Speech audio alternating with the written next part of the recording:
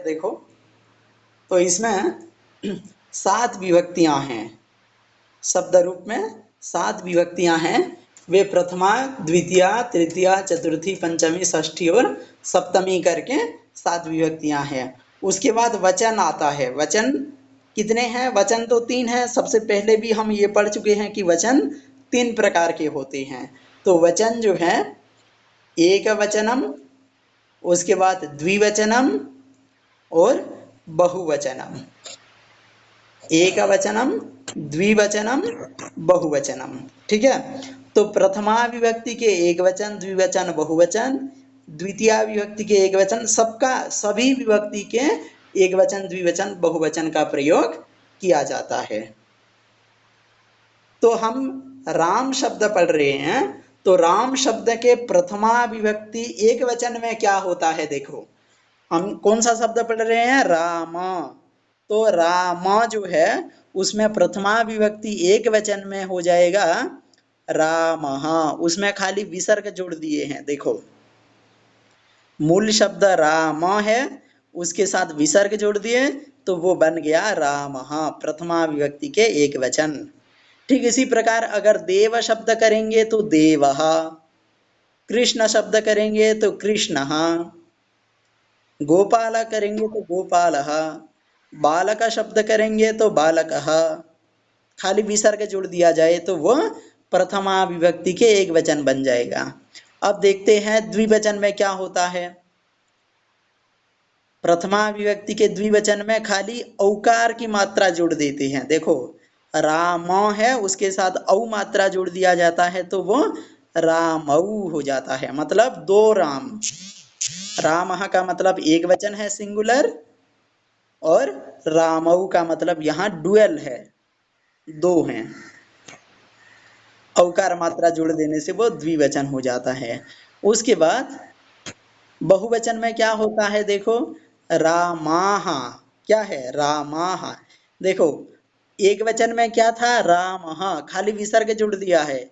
लेकिन बहुवचन में क्या है? आकार की मात्रा है, और आकार की मात्रा के बाद ही विसर्ग है, तो वो रामाः है। ओके, समझ में आया?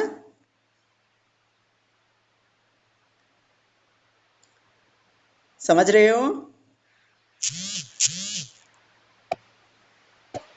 ओके। अब देखो, द्वितीय विभक्ति के एक वचन में क्या होता है रूप? उसमें होता है रामम। देखो, रामम मूल शब्द क्या है? राम है, राम है मूल शब्द। उसके साथ क्या जोड़ दिए हैं? महलंत जोड़ दिए हैं, महलंत। तो मम तो हो गया रामम, राम रामम, देव देवम, कृष्ण कृष्णम, छात्र छात्रम, इस प्रकार होगा। उसके बाद द्वितीय विभक्ति के द्विवचन में क्या आता है? वही सेम आता है। देखो, जैसे कि प्रथमा विभक्ति के द्विवचन में था रामा रामऊ, तो इसी प्रकार द्वितीय विभक्ति के द्विवचन में भी रामऊ, दोनों सेम है।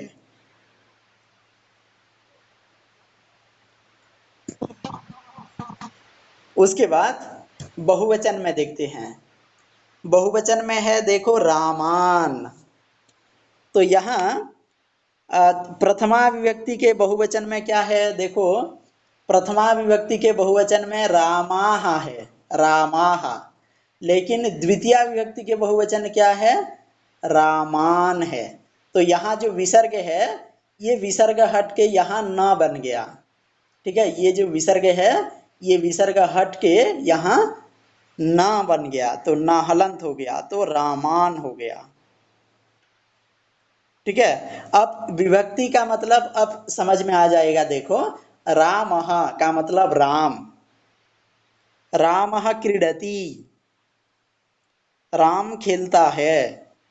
लेकिन यहाँ अगर रामम का प्रयोग करेंगे तो क्या होगा? देखो, जैसे कि गोपालः रामम कथयति, गोपालः रामम कथयति, इसका मतलब क्या है? गोपाल राम को कहता है। देखो रामः क्रीडति, राम खेलता है।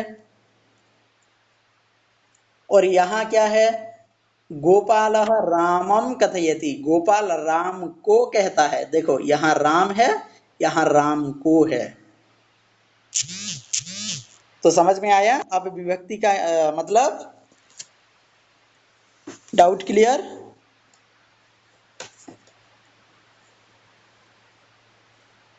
हेलो।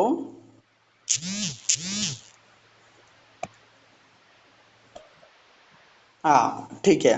और आगे फिर देखते जाएंगे कि तृतीया विभक्ति का क्या मतलब होता है, चतुर्थी विभक्ति का क्या मतलब होता है, ऐसे आगे देखते देखते जाएंगे। तो ये रामः रामौ रामाः, रामम रामौ रामान। अब देखते हैं तृतीया विभक्ति के एक वचन में क्या होता है, रामेण। तृतीया विभक्ति के एक वचन में होता है रामेण। देखो मूल शब्द राम है, इसके साथ एक ही मात्रा और न जोड़ दिया तो रामेण। तो छात्र शब्द छात्रेण,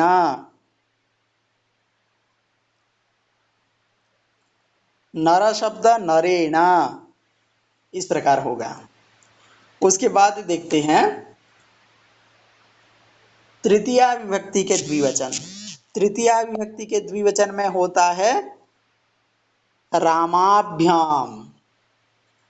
इसमें है रामाभ्याम।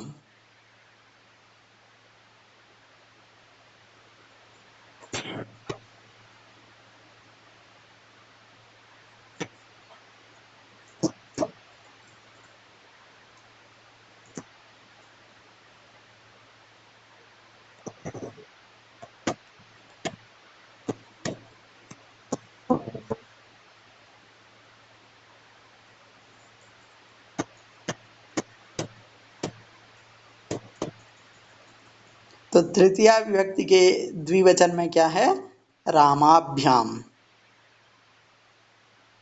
उसके बाद तृतीया विभक्ति के बहुवचन में देखो, बहुवचन में क्या है,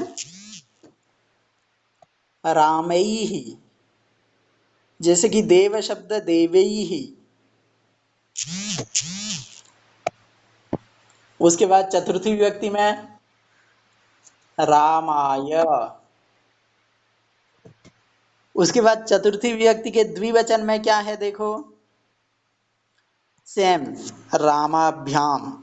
जैसे कि तृतीया विभक्ति के द्विवचन में रामाभ्याम, तो चतुर्थी विभक्ति के द्विवचन में भी रामाभ्याम।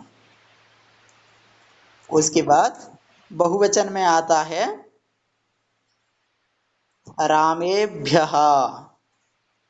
रामेभ्यः, देव देवेभ्यः। पंचमी विभक्ति के एक वचन में रामात्, देव देवात्।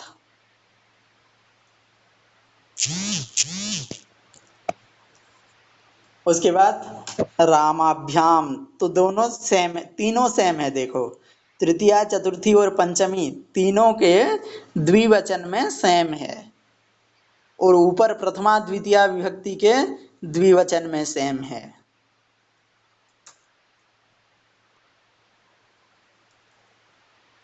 उसके बाद पंचमी विभक्ति के बहुवचन में रामेभ्यः, तो इसमें भी दोनों देखो, चतुर्थी विभक्ति के द्विवचन बहुवचन, चतुर्थी विभक्ति के बहुवचन और पंचमी विभक्ति के बहुवचन दोनों सेम है, रामेभ्यः रामेभ्यः।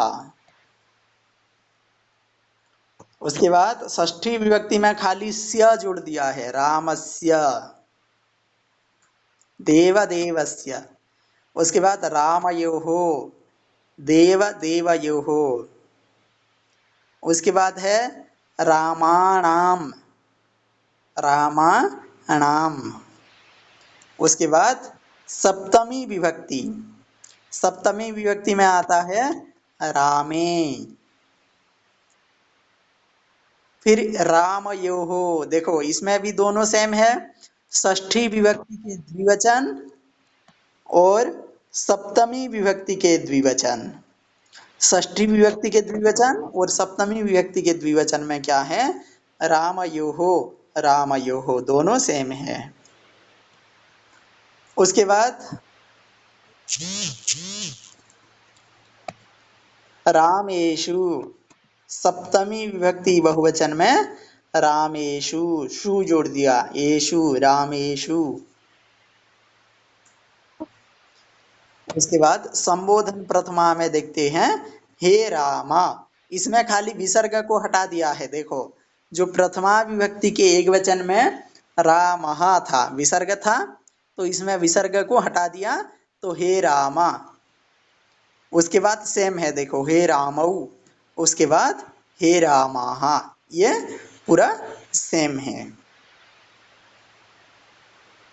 ठीक है, तो इसका उच्चारण कैसे किया जाता है? देखो, रामः, रामौ, रामाः, रामं, रामौ, रामान्, रामेण, रामाभ्यां, रामैः, रामाय, रामाभ्यां, रामेभ्यः, रामात्, रामाभ्यां, रामेभ्यः, रामस्य, रामयोः, रामाणां, रामे, रामयोः, रामेषु, हे राम, हे रामौ, हे रामाः।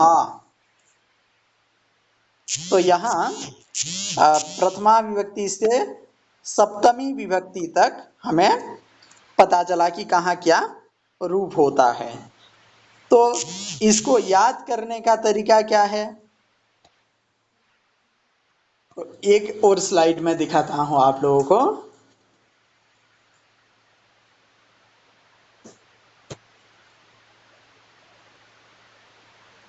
देखो, इसमें रामऊ, देखो द्विवचन में अगर देखा जाए तो द्विवचन में क्या है? ये दोनों सेम है। देखो, रामऊ, रामऊ, रामऊ, रामऊ दोनों सेम है। उसके बाद तृतीया, चतुर्थी, पंचमी, तृतीया, चतुर्थी और पंचमी, इन तीनों विभक्ति में द्विवचन सेम है।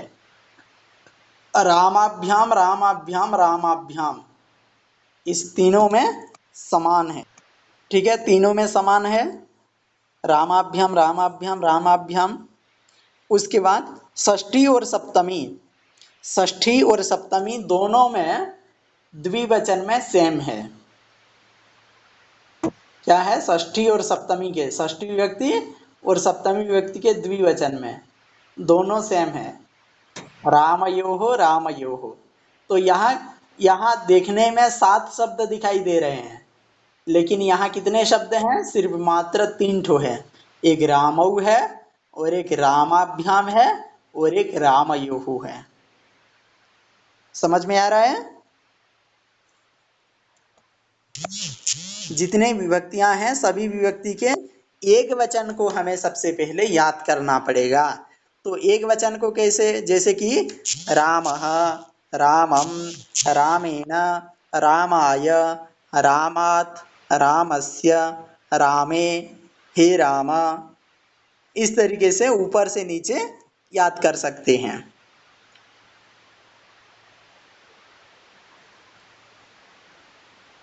ठीक है, ये एक तरीका है कि ऊपर से नीचे ऐसे याद कर सकते हैं। राम है तो रामः, विसर्ग जोड़ दिया तो प्रथमा विभक्ति एक वचन, उसके नीचे म जोड़ के हलंत, म हलंत जोड़ दिया तो वो क्या हो जाएगा? वो द्वितीय विभक्ति के एक वचन बन जाएगा, रामम।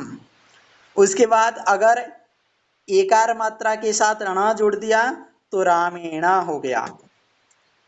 उसके बाद चतुर्थी विभक्ति में जब आते हैं तब आय जोड़ दिया तो रामाय, आकार मात्रा के साथ य तो आय, रामाय, तो चतुर्थी विभक्ति एक वचन बन गया। तो इसी प्रकार जैसे कि रामाय है तो वहां रामात तो हलंत अगर जोड़ दिए तो फिर वो पंचमी विभक्ति एक वचन बन जाएगा, रामात। उसके बाद अगर राम शब्द में स्य जोड़ देंगे तो वो षष्ठी विभक्ति के एक वचन बन जाएगा, रामस्य। अगर उसमें एकार की मात्रा खाली जोड़ेंगे तो उसमें एकार की मात्रा अगर जोड़ेंगे तो वो क्या बन जाएगा, रामे। सकते हैं इसको, देखो एक गाने की तरह हम जाएंगे।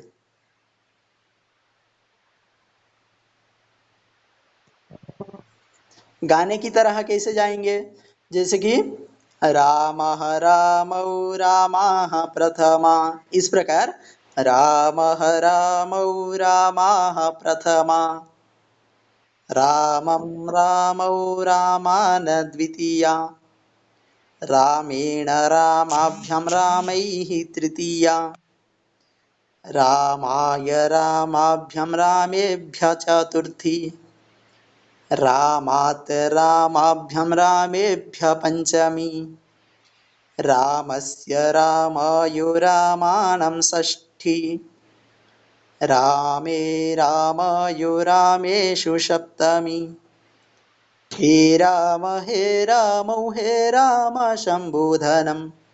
तो इस तरीके से हम गाने की तरीके से भी याद कर सकते हैं इस शब्द रूप को।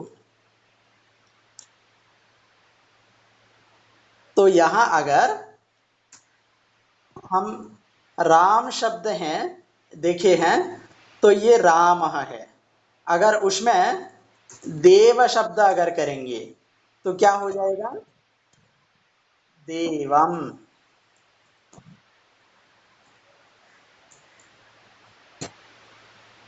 देवम हो, देवहा हो जाएगा, देव शब्द देवहा। तो इसमें क्या हो जाएगा, द्विवचन में क्या होगा, देवऊ। बहुवचन में क्या हो जाएगा, जैसे कि राम रामाहा, तो देव क्या हो जाएगा, देवाहा। ठीक है, यहाँ देखो रामम है, रामम है, तो इसका देव शब्द है तो क्या हो जाएगा,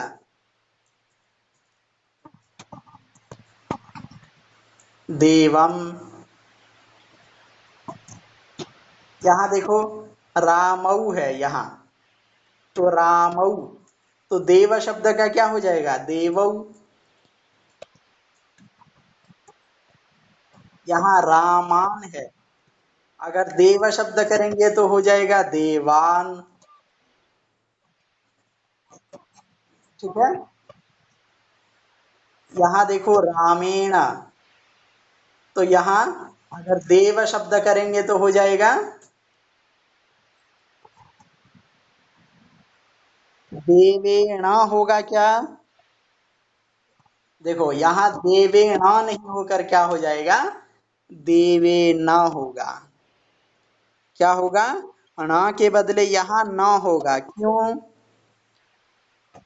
क्योंकि वहां ऐसा होता है जहां र री या फिर मूर्धन्य श, जिस शब्द में र री या फिर मूर्धन्य श का उच्चारण होता है तो उसमें न के बदले ण होता है, नहीं तो अगर र री मूर्धन्य श अगर नहीं है तो उसमें न लगेगा। और जिस शब्द में अगर री र या फिर मूर्धन्य श आता है तो उसमें अणा होगा। जैसे कि देखो राम शब्द पढ़ रहे हैं, राम, तो उसमें र आ रहा है, तो र री और मूर्धन्य श है तो उसमें अणा होता है और बाकी सब में न होता है। तो रामा, तो रामा में र आ रहा है तो इसलिए इसमें अणा है। लेकिन यहाँ देव शब्द है तो देव, इसमें र नहीं है, री नहीं है या फिर मूर्धन्य श भी नहीं है, तो इसलिए यहाँ न है। समझ में आया? उसके बाद रामाभ्याम, तो रामाभ्याम तो इसमें क्या हो जाएगा?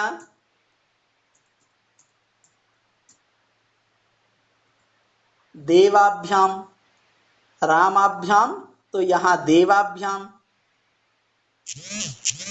उसके बाद यहाँ देखो रामैहि, तो यहाँ देव शब्द क्या हो जाएगा?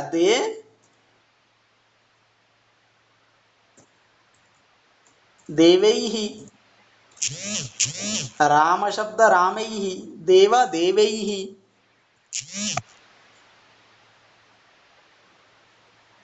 रामाय। हाँ, देव शब्द क्या होगा? देवा। हाँ, कौन सा? हाँ, देवैहि। तृतीया विभक्ति के बहुवचन में, देखो तृतीया विभक्ति के बहुवचन में देवैहि। ठीक। उसके बाद चतुर्थी विभक्ति एक वचन में देवाय।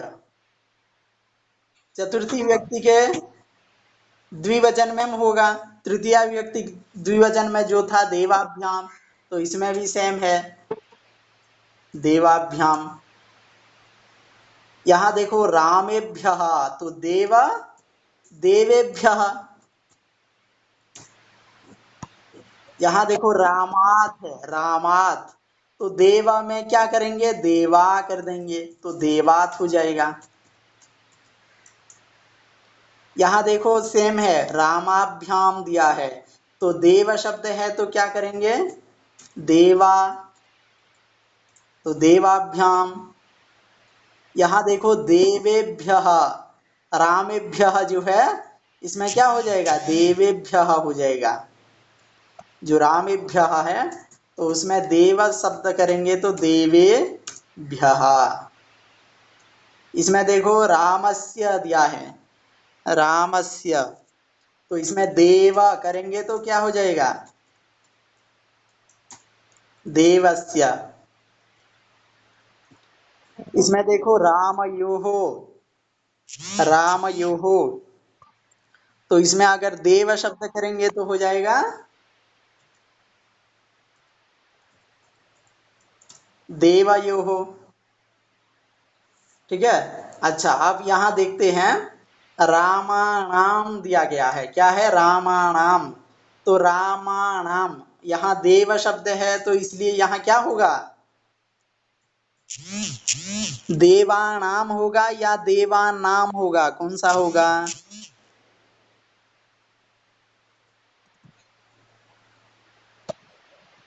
हाँ, न होगा या ना होगा, ना होगा, ना होगा। यहाँ ना होगा क्योंकि यहाँ देव शब्द में र नहीं है, री नहीं है या फिर मूर्धन्य श नहीं है, तो इसलिए यहाँ न होगा, देवानाम। उसके बाद यहाँ देखो रामे, तो देव शब्द का क्या हो जाएगा? देवे। यहाँ देखो रामयोः, तो यहाँ देव शब्द खाली देवा को जोड़ देंगे तो देवयोः। यहाँ रामेशु, तो यहाँ देवे करेंगे तो हो जाएगा देवेशु। उसके बाद हे राम, तो यहाँ देव शब्द है तो हो जाएगा हे देव। यहाँ देखो रामऊ है, तो यहाँ देव का देवऊ। यहाँ रामाह है, तो देव का क्या होगा? देवाह।